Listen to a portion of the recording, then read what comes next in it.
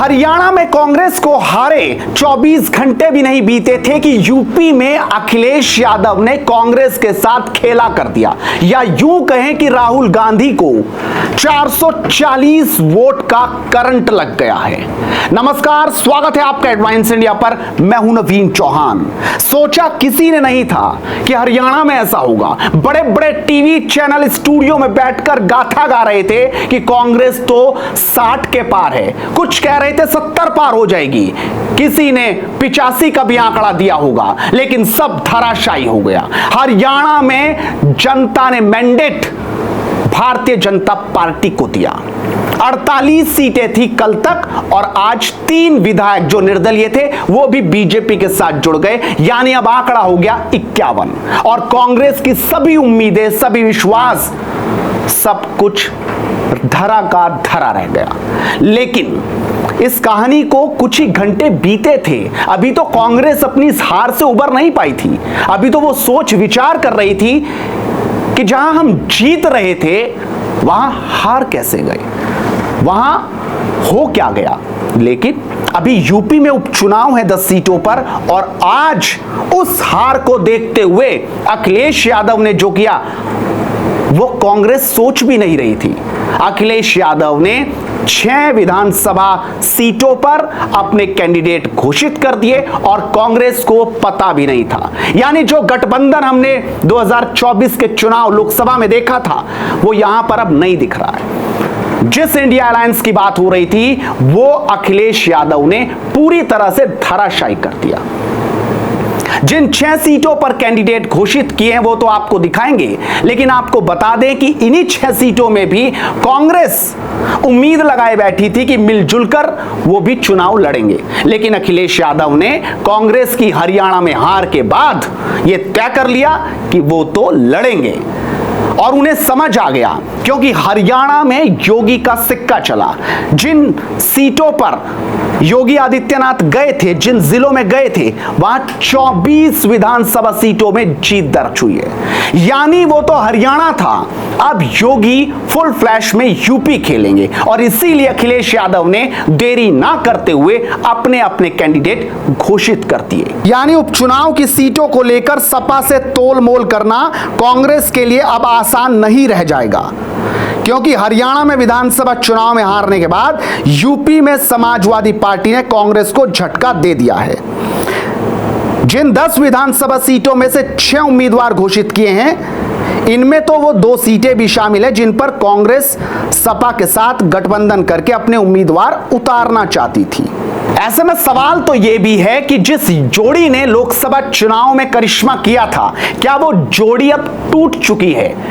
क्या उस जोड़ी की दोस्ती अब खत्म हो चुकी है? क्या सवाल ये बड़ा है। लेकिन वो सीटें कौन सी है, जरा उस पर भी गौर कीजिए। सपा ने मंझुआ से कटेरी, करहल, फूलपुर, सीमा मऊ, मिल्कीपुर विधानसभा सीट पर अपने कैंडिडेट उतार दिए हैं। करहल से तेज प्रताप यादव, सीसा मऊ से नसीम सोलंकी, फूलपुर से मुस्तफा सिद्दीकी, मिल्कीपुर से अजीत प्रसाद, कटेरी से शोभावती वर्मा और मंझुआ से डॉक्टर ज्योति बिंद को टिकट दिया है। जबकि आपको पता है कि मंझुआ और फूलपुर पर तो कांग्रेस अपना दावा कर रही थी, लेकिन यह दावा हवा हो गया।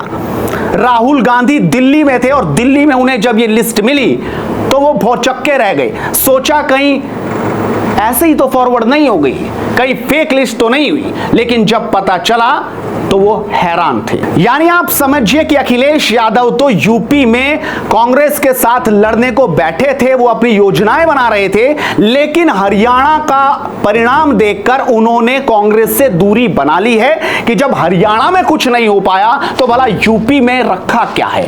और अखिलेश यादव ने यह संदेश भी साफ दे दिया है कि अब आगे बातचीत का रास्ता इतना आसान नहीं है। यानी हो सकता है कि एक आध दिन में बाकी बची सीटों पर भी अखिलेश यादव अपने कैंडिडेट घोषित कर दें, क्योंकि अखिलेश यादव का सामना उत्तर प्रदेश के मुख्यमंत्री योगी आदित्यनाथ से, और लोकसभा में मिली जीत को वो विधानसभा उपचुनाव में दोहराना चाहते हैं। इन 10 सीटों में जीत हासिल करके वो एक संदेश देने की कोशिश में है। लेकिन आप समझिए कि योगी का प्रचार हरियाणा में हिट था तो यूपी में भला हिट क्यों ना हो। लोकसभा चुनाव के बाद ही योगी आदित्यनाथ ने भी तैयारियां पूर्ण कर ली हैं और वो भी इस विधानसभा उपचुनाव को बड़ी ही बारीकी से देख रहे हैं। इन 10 सीटों पर उपचुनाव होगा और इस पर नजर योगी आदित्यनाथ की भी बखूबी है। कांग्रेस तो हरियाणा में उलझी रही और खेला यूपी में हो गया और जैसे ये खेला हुआ, अब जनता जो कुछ कह रही है वो भी जरा आप देख लीजिए। प्रवीण सिंह कहते हैं, हरियाणा में कांग्रेस की हार होते ही सपा मुखिया अखिलेश यादव ने यूपी में उपचुनाव के लिए 6 उम्मीदवारों के नामों का ऐलान कर दिया। अखिलेश ने उन सीटों पर भी प्रत्याशियों का ऐलान कर दिया जिन सीटों को कांग्रेस अपने लिए मांग रही थी। नोट दिया है उन्होंने। क्या अब राहुल अखिलेश की दोस्ती में दरार पड़ जाएगी? अमन कुमार कहते हैं कि अब यह देखना दिलचस्प होगा कि कांग्रेस को गठबंधन में लड़ने के लिए कितनी सीटें मिलती हैं। एक और ट्विटर यूजर कहते हैं कि कांग्रेस महानायक से बिना पूछे यह लिस्ट तैयार हो गई, इसको कांग्रेस कभी स्वीकार नहीं करेगी।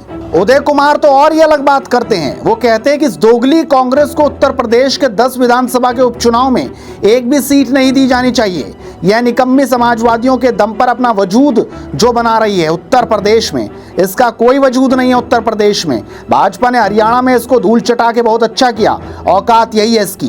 तो देखा आपने आखिरकार जनता ने क्या राय रखी, सोशल मीडिया पर इस वक्त हो क्या रहा है। आप भी अपनी राय रखिए और इस वीडियो को शेयर जरूर कीजिए क्योंकि मुद्दे की बात इसी तरीके से बदस्तूर जारी रहेगी। नमस्कार।